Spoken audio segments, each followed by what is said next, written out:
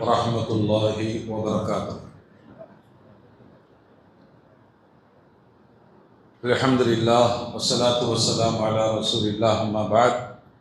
ஃபஅஊது பில்லாஹி மினஷ் ஷைத்தானிர் ரஜீம். பிஸ்மில்லாஹிர் ரஹ்மானிர் ரஹீம். இன்னல்லாஹ யஅமுருக்கும் பில் அத்லி வல் இஹ்சான். முஃமின்களே,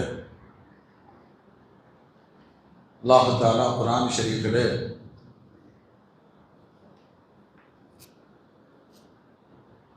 ஒரு மொத்த இஸ்லாத்தினுடைய சித்தாந்தங்களை அல்லாஹ் இந்த வசனத்திலே சொல்லுகிறான்.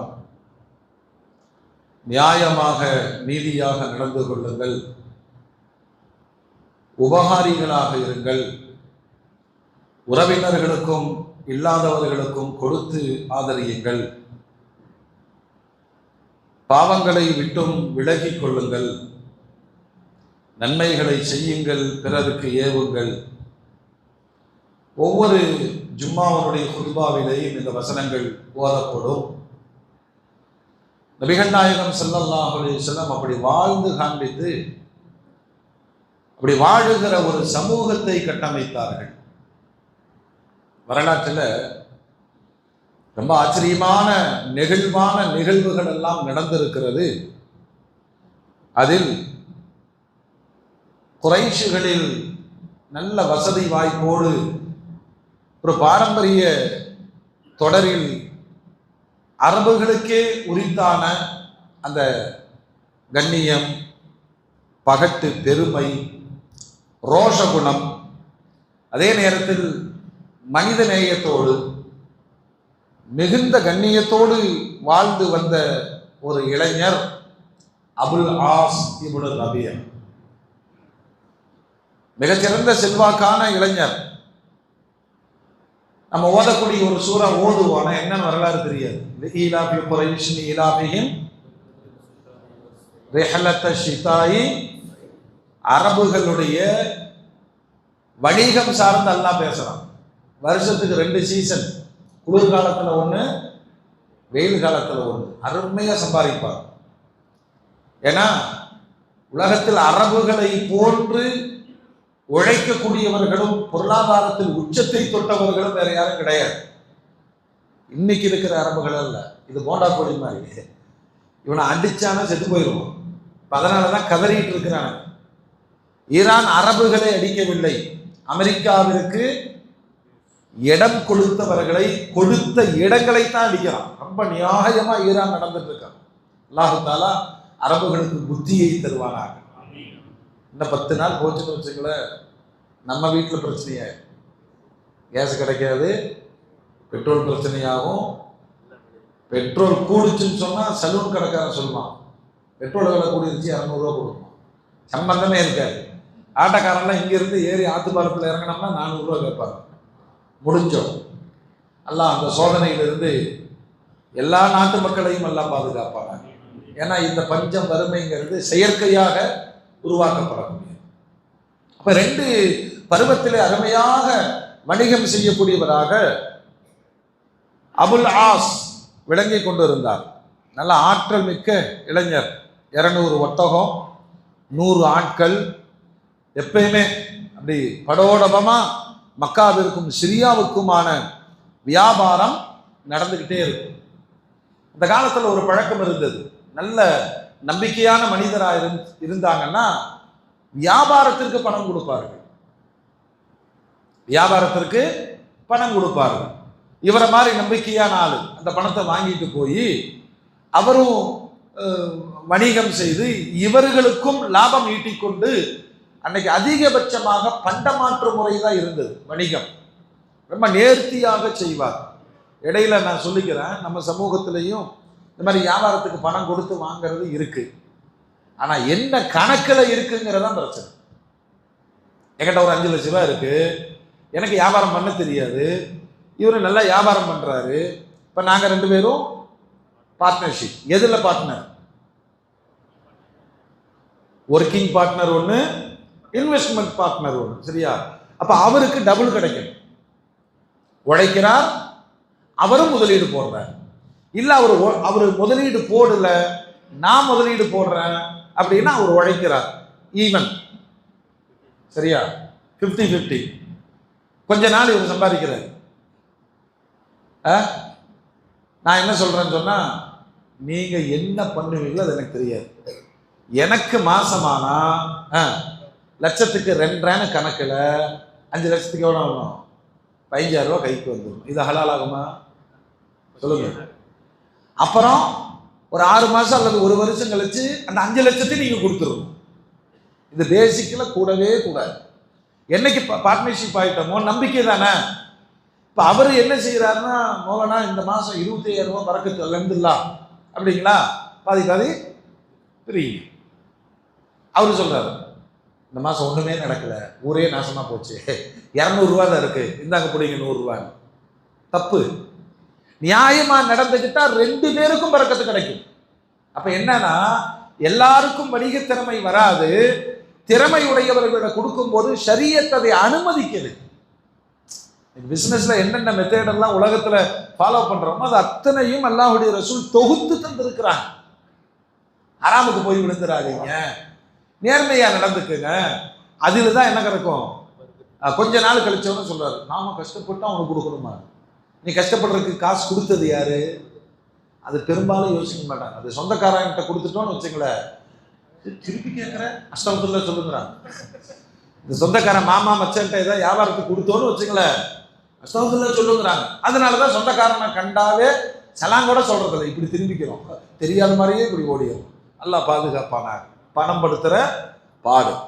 இந்த அபுல் ஆஸ் வறியவர்கள் முடியாதவங்கள்ட்ட எல்லாம் பணம் வாங்கி கொண்டு போய் நல்ல வியாபாரம் செய்து அவர்களுக்கான ஹக்கை பப்ளிக்ல வச்சு என்ன செய்வாரு?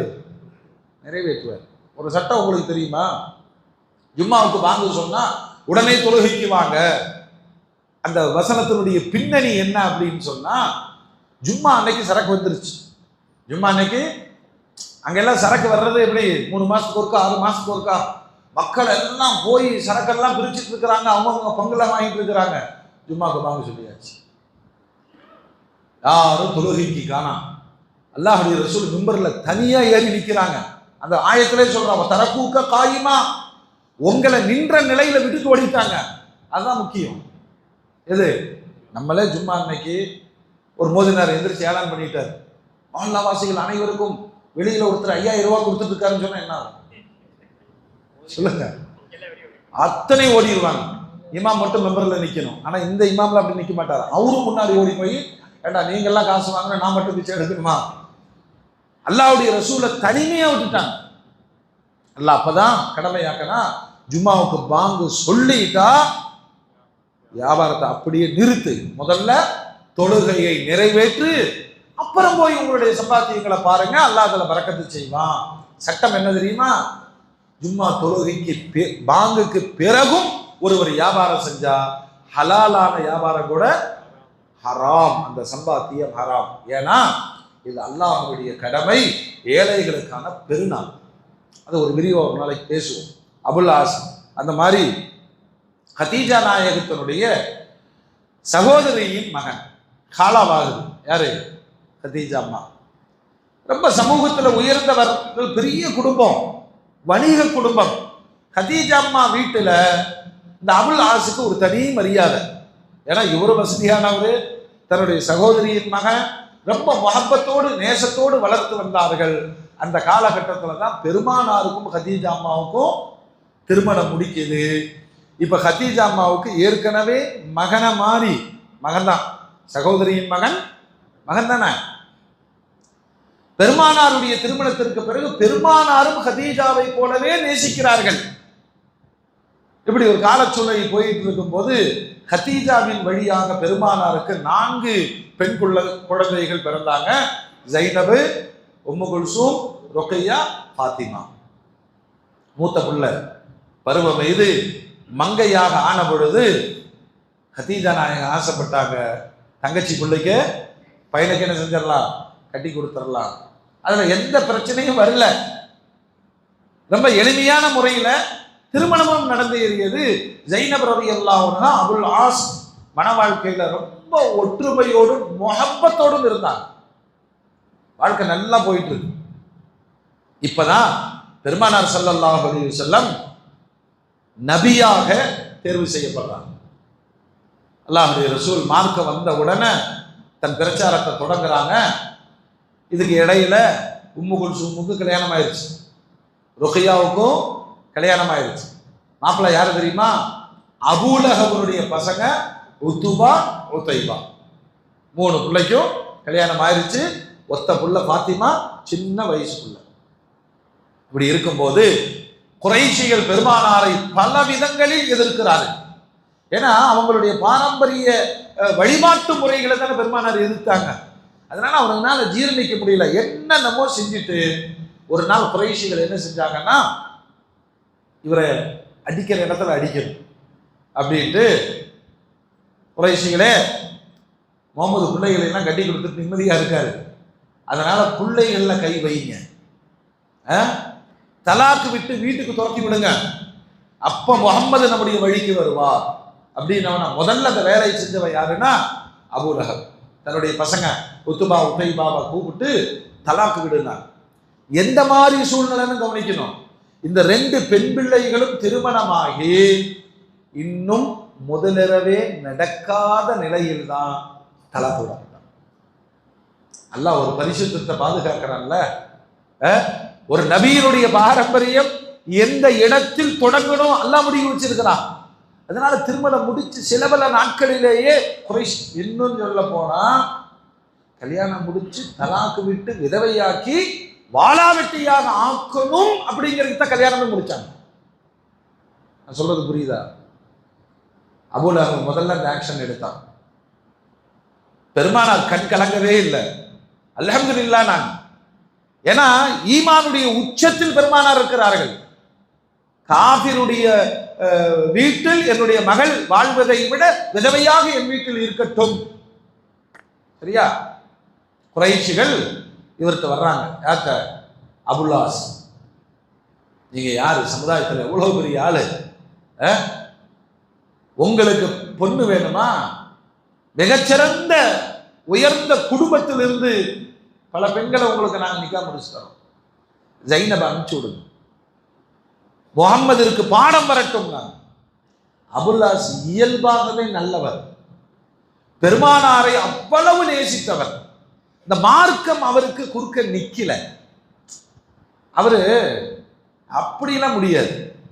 என் மனைவி ஜைனபும் நானும் அவ்வளவு முகப்பத்தோடு வாழுகிறோம், ஒரு காலம் இந்த கொள்கை முரண்பாடுகளுக்காக என் மகளை நான் அனுப்ப மாட்டேன், மனைவி அனுப்ப மாட்டேன். ஆனா பெருமானாருடைய எண்ணம் என்ன தெரியுமா? அவரும் தலாக்கு விட்டு அனுப்பிச்சிட்டா என் பிள்ளைங்க பரிசுத்தமான வாழ்க்கைக்கு போயிடுவாங்க. என்ன ஒரு மனநிலைங்க! எப்படியாவது புள்ள வாழட்டும் தான் நினைப்பாங்க. ஏன்னா இஸ்லாம் மிக தெளிவானது. முஷ்ரிக்கும் மோமினும் ஒன்று சேரவே கூடாதுங்கிறாங்க. இன்னைக்கெல்லாம் நம்ம சமூகத்தில் நல்லா பாதுகாக்கணும். அது கூட ஓடுது. இந்த சந்ததிகள் எல்லாம் எப்படி எந்த வழியில் உருவாகிறது அப்படிங்கிறத பயமா இருக்கு. சில பேர் தண்ணி தெளிச்ச மாதிரி சுத்துறாங்கல்ல, அப்படி போய் வரலாறு தேடி பார்த்தோம்னா தவறான முறைகளின் பிறப்புகள் சமூகத்தில் பெருக்கும் என்று சொன்னார்கள் பெருமானார். அதெல்லாம் இப்ப யாரும் கண்டுக்கிறது இல்லை. அல்லாஹ்வுடைய ரசூல் அதை ரொம்ப பயந்தாங்க. முஷ்ரிக்கினுடைய அந்த வாழ்க்கையினுடைய தொடரில் சந்ததிகள் தன் குடும்பத்திற்குள்ள வந்துடக்கூடாது. அதனால அபுல்லாஸு தலாக்கு விட்டுட்டோம், பார்த்துக்குவோம். ஆனா அவர் விடுற மாதிரி தெரியல. காலங்கள் ஓடியது. தன் மகள் ஜைனபுக்கு பெருமானார் சொன்னாங்க, அம்மா இவங்க 2 பேரும் வந்துட்டாங்க, இப்ப ருக்கையாவை உஸ்மானுக்கு கட்டி கொடுத்துட்டாங்க. ஹலாலான அற்புதமான வாழ்வு, அல்லாஹ் தந்த மறுவாழ்வு இல்லையா? காலங்கள் ஓடுது. உம்மு குல்சூம் வீட்டிலேயே இருக்கிறாங்க. மதீனாவுக்கு போன பிறகு ருக்கையா பத்ரில வஃபாத்து. அதுக்கு பிறகு உம்மு குல்சூமையும் உஸ்மானுக்கே கட்டி கொடுத்தாங்க. உம்மு குல்சூமும் மரணித்த பொழுது பெருமானார் ஸல்லல்லாஹு அலைஹி வஸல்லம் கபரடக்கத்தில் இருக்கும்போது உஸ்மான் தேம்பி தேம்பி அழுகிறார். பெருமானார் சொன்னாங்க, உஸ்மான் எனக்கு இன்னொரு புள்ள இருந்தாலும் உங்களுக்கு தான் கட்டி கொடுப்பேன். அவ்வளவு உயர்வான குணத்திற்கு சொந்தக்காரர் உஸ்மான். இரு ஒளி உடையவர் என்ற பெயர் அவருக்கு வழங்கப்பட்டது. பெருமானாருடைய 2 பிள்ளைகளை மனம் முடிச்சார். அடுத்தடுத்து ஒன்னா அக்கா தங்கச்சியை கட்டுறது ஹராம். காலங்கள் ஓடுது, மகள்கிட்ட சொல்லிட்டாங்க, மகளே உனக்கும் கணவருக்கும் நல்ல முகப்பத் இருக்கு, வாழ்க்கை எல்லாம் போயிட்டு இருக்கு, ஆனா ஒன்னு புரிஞ்சுக்கோ, அவர் உனக்கு ஹராம். ஏன்? அவர் ஷிர்கில் இருக்காரு. வீட்டை வச்சுக்கிட்டாங்க. ஆனா அவங்க 2 பேத்துக்குள்ள எந்த பிரச்சனையும் கிடையாது. பெருமானாரை எதிர்க்கிற இடத்திலும் அபுல்லாஸ் இல்லை. இப்படியே காலங்கள் ஓடுது. பெருமானார் மதீனாவுக்கு போயிட்டாங்க. மகள் இங்கேதான் இருக்கு, ஆனா சேரக்கூடாதுன்னு சொல்லிட்டாங்க பெருமானார். இன்னும் சட்டங்கள் முழுமையாக்கப்படல. பத்ருக்கு குறைஷிகள் கிளம்பும் போது இந்த வணிகர் அபுல்லாஸை கூப்பிடுறாங்க. அவர் சொல்றாரு, எனக்கும் அவருக்கு என்ன சண்டை இருக்கு, என் காலாமா வீட்டுக்காரு நல்ல மனுஷன், முடியாது, சமுதாய பிரச்சனை, நீ வந்தே ஆகணும் என்று நிர்பந்தமாக பத்ருக்கு அழைத்து போனார்கள். யார? அபுல்லாஸ. வேற வழி இல்லை, விருப்பம் இல்லாம போயிட்டாரு. பத்ரில் என்னெல்லாம் நடக்கணுமோ அதெல்லாம் நடந்தது. மூமின்கள்ல 14 பேர்கள் ஷஹீதாக்கப்பட்டார்கள். காபிர்கள்ல 70 பேர்கள் கொல்லப்பட்டாங்க. 70 பேர் சிறைப்பிடிக்கப்பட்டார்கள். அந்த கைதிகள்ல அபுல்லாஸ் பண்றாங்க. இப்ப பெருமானார் கைதிகளுக்கு ஒரு ஜட்ஜ்மெண்ட் சொல்றாங்க. கைதிகள் 70 பேர், யாரெல்லாம் எழுத படிக்க தெரியுமோ மதீனாவின் குழந்தைகளுக்கு எழுத படிக்க கற்றுக் கொடுத்துட்டு ரிலீஸ் ஆகிக்கலாம். கைதிகளுக்கு தண்டனை எப்படி இருக்கணும்னா சீர்திருத்தமா இருக்கணும். இவன் ஒரு தடவை ஜெயிலுக்கு போயிட்டு வந்தானா அப்புறம் வாழ்நாள் ரவுடியா மாறிடுறான். ஏன்னா அந்த பயமெல்லாம் போயிருது இல்லையா? பெருமானார் அழகா கையாண்டாங்க. எழுத படிக்க தெரியுமா, என் குழந்தைங்களுக்கு சொல்லு. வரலாறு சொல்லுது, ஐரோப்பியர்கள் எழுத படிக்க தொடங்கும் முன் மதீனாவின் குழந்தைகள் எழுத படிக்க முடித்து விட்டார்கள். வரலாறு மாற்றி எழுதி வச்சிருக்கிறான். ஐரோப்பியர்களுக்கு முன்பே பெருமானார் மதீனாவில் கல்வியில் 100 விழுக்காடை கொண்டு வந்தார்கள். அப்புறம் கைதிகள்ல யாரெல்லாம் வசதியா இருக்கிறாங்களோ, ஆளுக்கு தகுந்து, ஸ்டேட்டஸ்க்கு தகுந்து பிணை தொகை, ஜாமீன் தொகை கட்டிட்டு விடுதலை ஆயிரலாம். 1000 to 4000 வரைக்கும் ஆளை பொறுத்து பார்த்தா மக்கா டு மதீனா ஒரே போக்குவரத்தா இருக்கு. எதுக்கு? இந்த கைதிகளை விடுதலை செய்யறதுக்கு, காசு திரட்டுறதுக்கு மக்காவுக்கு போறாங்க வர்றாங்க. மருமகன், பெருமானாருடைய மருமகன் அபுல்லாஸ் கைதியாக இருக்கிறார். பெருமானார் கண்டுக்கல. மக்கால இருந்து மகள் ஜைனப், அபுல்லாசுடைய மனைவி, ஒரு முத்து மாலையை கொடுத்து விடுறார். அது மதீனா வந்து சேருது. அதை கொண்டு வந்து பெருமானார்கிட்ட கொடுக்குறாங்க. யார் ரசூலல்லாஹ், அபுல்லாஸின் மனைவி ஜைனப் தன் கணவரின் ஈட்டு தொகையாக, பிணைய தொகையாக இந்த முத்து மாலையை கொடுத்திருக்கிறாரு. அல்லாஹுடைய ரசூல் அதை பார்த்த உடனே அப்படியே கண் கலங்குகிறது. தன் மனைவி ஹதீஜாவுடைய கழுத்தில் இருந்த முத்து மாலை. தன் மகள், எந்த தலைவரை ஏற்றுக்குவாங்க? தன் மகள் அங்க இருக்கிறார். என்ன கொடுமை, என்ன வறுமை இது!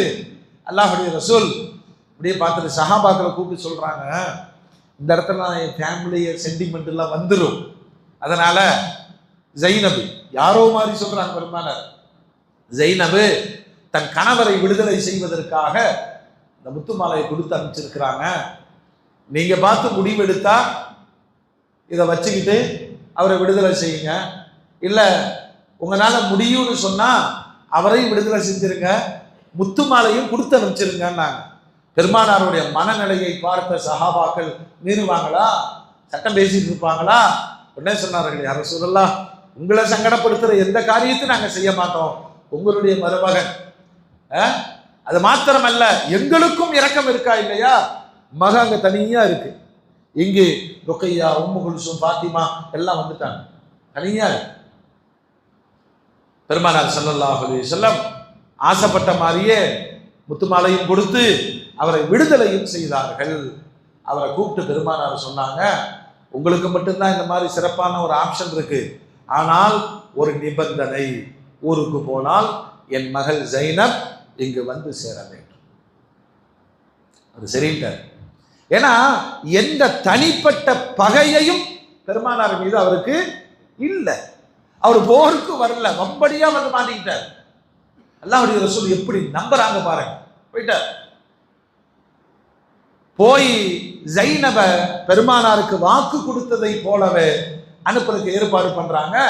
இவருடைய சகோதரர் அபுல் ஆஸ் சகோதரர் அம்ரு அவருக்கு கூப்பிட்டு சொல்றாங்க, இந்த பிள்ளையை கொண்டு போய் முதல்ல மதீனால ஒப்படைச்சிட்டு வாங்க.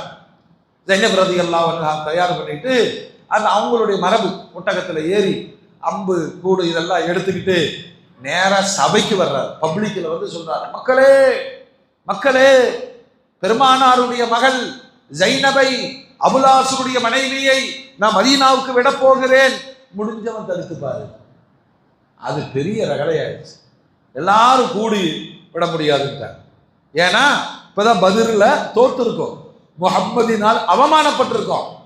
மறுபடியும் இந்த பிள்ளையை கொண்டு போய் விட்டா நாம் அடிமைகளாக ஆகிவிட்டோம் அப்படிங்கிற மாதிரி வந்துடும் அப்படின்னு கொந்தளிக்கும் போது அபு சுஃபியான் வந்தார்.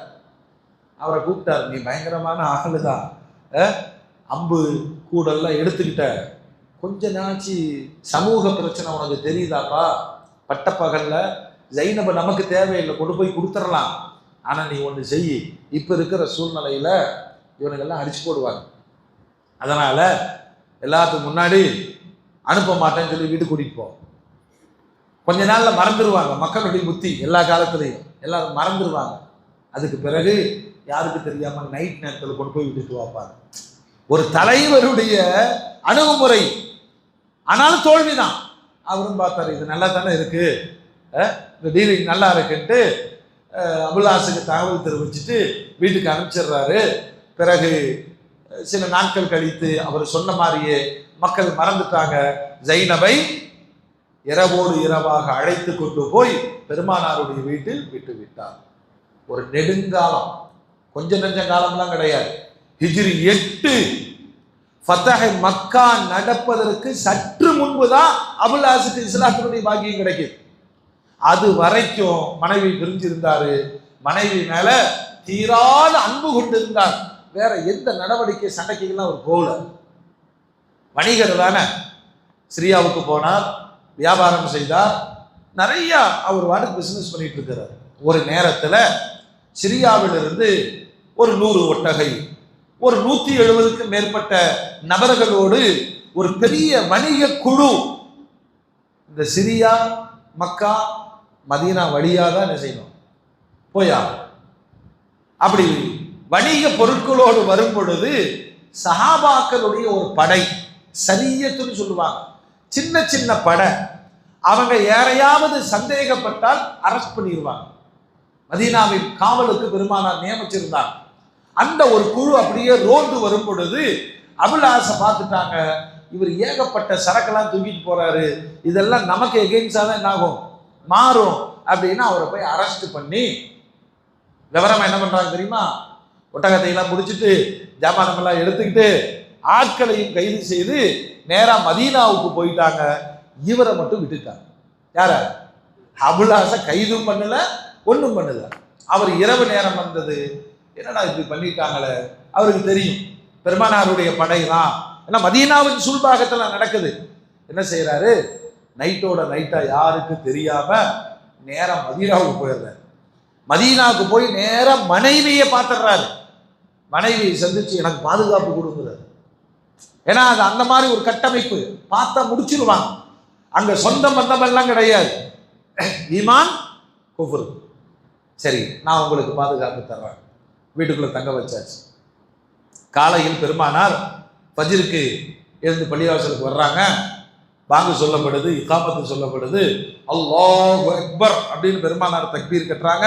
சஹாபாக்களும் தக்பீர் கட்டும் பொழுது ஜைனப் ரலியல்லாஹு அன்ஹா வீட்டிலிருந்து சத்தமா சொல்றாங்க, மக்களே மக்களே, மக்காவை சார்ந்த அபுல்லாஸிற்கு நான் அபயம் கொடுத்திருக்கிறேன், நீங்களும் அபயம் கொடுங்கள் அப்படின்னு சவுண்டா சொல்லிடுறார்.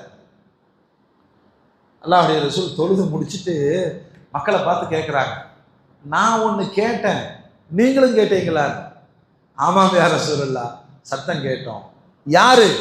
அதான் சொல்லுச்சு அந்த அம்மாவே, ஜைனப் பின்த் முஹம்மத், முஹம்மது ஸல்லல்லாஹு அலைஹி வஸல்லம் மகள் ஜைனப் அப்படின்ட்டு அல்லாஹ்வுடைய ரசூல் சொல்றாங்க. அப்படியா? அவ எவ்வளவு சுதந்திரம், எவ்வளவு உரிமை, யாரு வேணாலும் அபயம் கொடுக்கலாம், அந்த அதிகாரத்தை பெருமானார் கொடுத்து வச்சிருந்தாங்க. தொழுகையில திரும்பி சொன்னாங்க, மதீனாவுக்கு ஒரு சாதாரண ஆள் வந்து அபயம் கேட்டாலும் முஸ்லிம்களாகிய நாம் அபயம் கொடுப்போம். கொடுப்பீர்களா? கொடுப்போம். அல்லாஹ்வுடைய ரசூல் நேரா வீட்டுக்கு வந்தாங்க. ஏமா என்னாச்சு? நைட்டு வந்துட்டாரு, மாப்பிள்ளை ஒன்றும் பண்ண முடியாதுல்ல.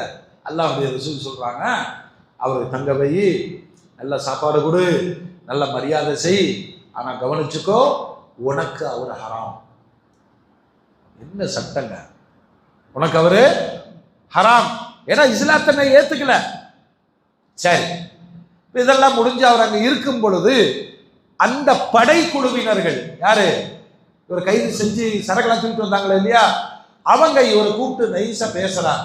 ஏங்க அபுல்லாஸ் நல்ல மனுஷன், இஸ்லாத்துக்கு வந்துட வேண்டியதானே, உங்களுக்கு ஒரு பிரச்சனை இல்லையே, இஸ்லாத்துக்கு வந்துட்டீங்கன்னா மக்காக்காரங்களுடைய சரக்கெல்லாம் எங்க கையில இருக்கு, இதெல்லாம் வச்சு ஜாலியாக என்ஜாய் பண்ணுங்க. அப்பதான் சொல்றாரு, மோசடியின் மீது என் இஸ்லாத்தை எதிர்பார்க்கிறீங்களா? இஸ்லாத்திற்கு முன்பே எவ்வளவு கண்ணியமானவர், அடுத்தவங்களுடைய காசு பணத்தை மோசடி செய்து நான் சுகமா வாழணும்னு நினைக்கிறீங்களா? விருப்பம் இருந்தா எல்லாம் திருப்பி கொடுங்கப்பா, நான் மக்காவுக்கு போறேன்ட்டார்.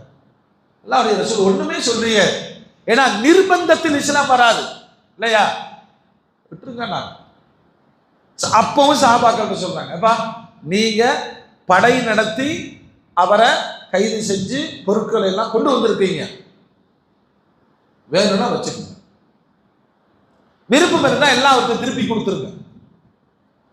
பார்த்தாங்க ரசூலுடைய வார்த்தைக்கு மேல இவங்க ஏதாவது முடிவு எடுப்பாங்களா, எல்லாத்தையும் திருப்பி கொடுத்துட்டாங்க. அபுல்லாஸ் வாங்கிட்டு மக்கா போயிட்டார். ஒண்ணு அல்லாஹ்வுடைய ரசூல் சொல்ல, பெருமானார் யாரையுமே நீ இஸ்லாத்துக்கு வந்துரு அப்படின்னு வற்புறுத்துறதே கிடையாது. போயிட்டார். போன உடனே மக்காவுக்கு இந்த செய்தி எல்லாம் தெரிஞ்சிருச்சு. நேரா ஊருக்கு போய் மக்கள்கிட்ட சொல்றாரு, சரக்கு வந்திருக்கு வாங்க. வழமையா எப்பொழுதும் அபுல்லாஸ் செய்வாரு, அந்த மாதிரி எல்லாத்தையும் கூப்பிட்டு வந்தாங்க. இந்தாங்க நீங்க வியாபாரத்துக்கு கொடுத்த பணம், இந்தாங்க லாபம், இந்த சரக்கு எல்லாத்துக்கும் பிரிச்சு கொடுத்துட்டாங்க. பிரிச்சு கொடுத்துட்டு கேட்கிறாரு, மக்களே நான் இந்த வணிகத்தில் நீங்கள் செய்த முதலீடுகளில் நேர்மையா நான் நடந்துக்கிட்டேனா, உங்களுக்கு எல்லாம் கரெக்டா வந்துருச்சா? என்னங்க அபுல்லாஸ் இப்படி கேட்கறீங்க, எங்களில் மிகச்சிறந்த நேர்மையாளர் நீங்கள், நீங்க எல்லாமே எங்களுக்கு ஒப்படைச்சிட்டீங்க அப்படின்னு மிக்க மகிழ்ச்சியோடு அவங்க சொல்லுகிறார்கள். யாரு யாரு குறைஷிகள் எல்லாம் சொன்னதோடு மட்டுமல்லாம ஒரு வார்த்தையை சேர்த்து சொல்றாங்க, ஜஸாக்கல்லாஹு அன்னா கைர ஜஸா ஃபகத் வஜத்னாக வஃபியன் கரீமா.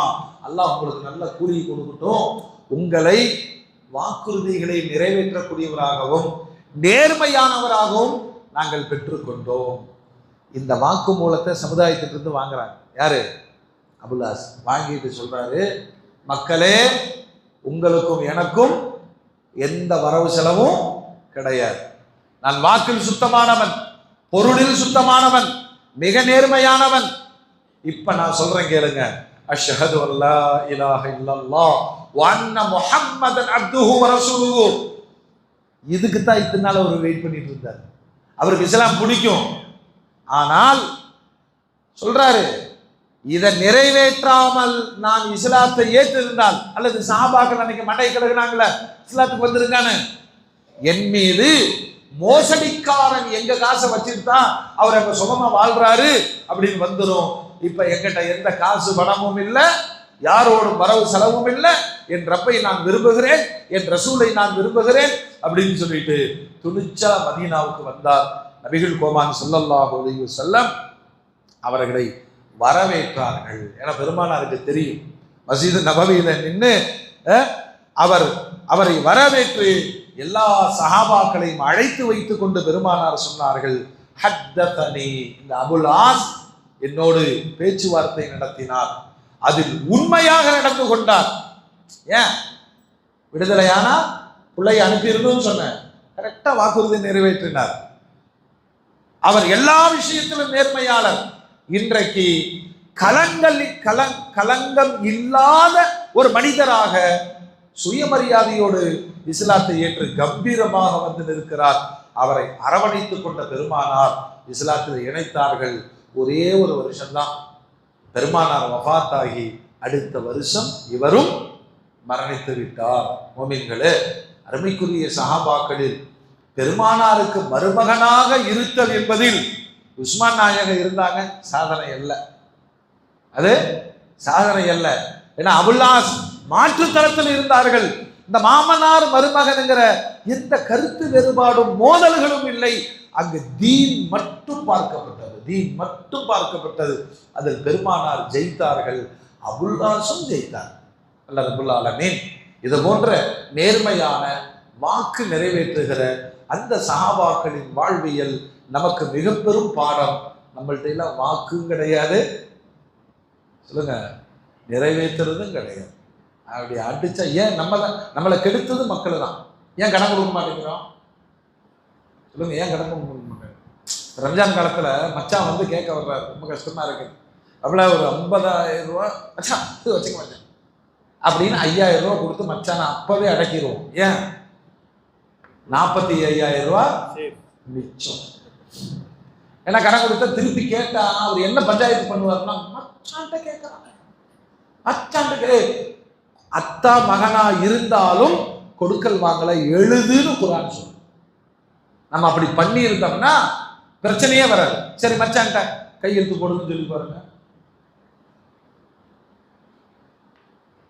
உங்க அக்கா கூட்டிட்டு போடா கையெழுத்து போடுறாங்க, லூசு பயிலக. அல்லாஹ்வுடைய சட்டம். அண்ணன், தம்பி, அக்கா, தங்கச்சி, தாய் யாரா இருந்தாலும் சரி கொடுக்கல் வாங்கல என்ன செய்யுங்க, எல்லாருமே பழகி இருந்தோம்னா யாருக்கும் பிரச்சனை இல்லையா? டைம் முடியுது, அக்ரிமெண்ட்டை காமிக்கிறோம், அவர் தர்றாரு தரல அது வேற விஷயம். நான் தள்ளுபடி பண்றேன் மன்னிக்கிறேன் அது வேற விஷயம். ஆனா கொடுக்கணுமா இல்லையா? குடும்பங்கள்ல பகை ஏன் ஏற்படுதுன்னா இதுலதான். அல்லாஹ்வுடைய ரசூல் மருமகனா இருக்கட்டும் மாமனாரா இருக்கட்டும் மிக தெளிவாக அதெல்லாம் நமக்கு கற்றுக் கொடுத்திருக்கிறாங்க. இந்த ரமலான் நமக்குள் இஸ்லாமிய மறுமலர்ச்சியை ஏற்படுவதற்கு ஒரு காரணமாக எல்லாம் ஆக்கி தரட்டும். 3வது பத்து வந்துருச்சு. முதல் பத்து தவக்குங்குவாங்க, இப்போ முதல் பத்தே ஓடிச்சு. 2வது பத்து நடக்கும்னாங்க, இப்போ 2வது பத்து பறந்துருச்சு. 3வது பத்து ஈரானுடைய ஜெட்டு மாதிரி ஓடிடும், மிசைல் மாதிரி ஓடிடும். எஞ்சி இருக்கிறனால நம்ம வாழ்க்கையில் இதுதான் கடைசி ரமலானாக இருக்கும் நினைங்க. நேற்று ரமலானை நம்ம கொண்டு போவோம்லாம் தெரியாது. அதனால் முடிஞ்ச வரைக்கும் யாத்திகாப்பு இருக்கிறவங்கள இபாதத்தோடு இருங்க.